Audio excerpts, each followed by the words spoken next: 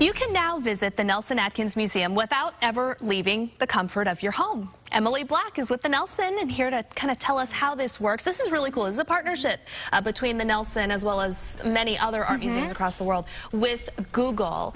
What is the goal here, the mission? The goal is to make many of the world's art treasures accessible around the world to anyone just with the click of a button. And what's so cool here is it's not like the Nelson had applied to anything with Google. Google actually came to you. What does that say about the Nelson and the collection and the art pieces that you have in your museum? It says that the Nelson's collection is really world-renowned and that we have such a diverse group of objects that needed to be featured around the world. And about 151 museums are part of this right now, which speaks volumes, I think, as well, that the Nelson is among those, because you think about how many art museums there are around the world. So really, how does this work? What do you do? If I wanted to see some of the Nelson's pieces, what would I do?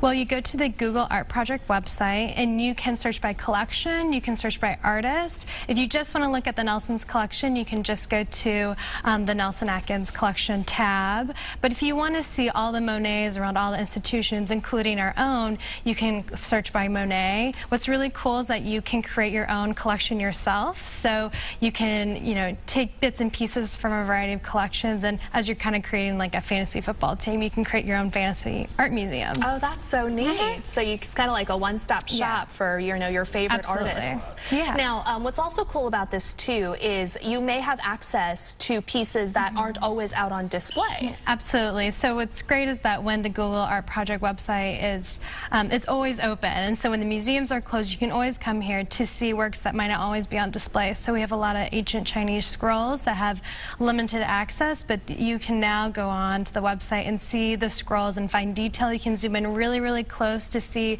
those fine details that you might not be able to see in the museum. And what's cool too, if I understand correctly, is when you're looking at this art on Google's website, you can also see explanations and learn a little bit more about each piece. We added some copy that describes each work, and we also, when applicable, we have really great videos and audio entries so you can hear creator voices, artist narrations, and even children talking about the works. Now, this kind of exposure for an art museum, for example, the Nelson in a community like Kansas City, to be able to reach the world, that's a really rare opportunity for a museum. Yeah, some people don't know that the Nelson-Atkins is in Kansas City, but they may recognize a particular work, so it gives us a great name, and it really showcases the great treasures that we have in our city. Absolutely. Well, Emily Black with the Nelson-Atkins Museum, thank you so much for joining us. So check it out on Google. Just head over there, Google Fine Art. All right.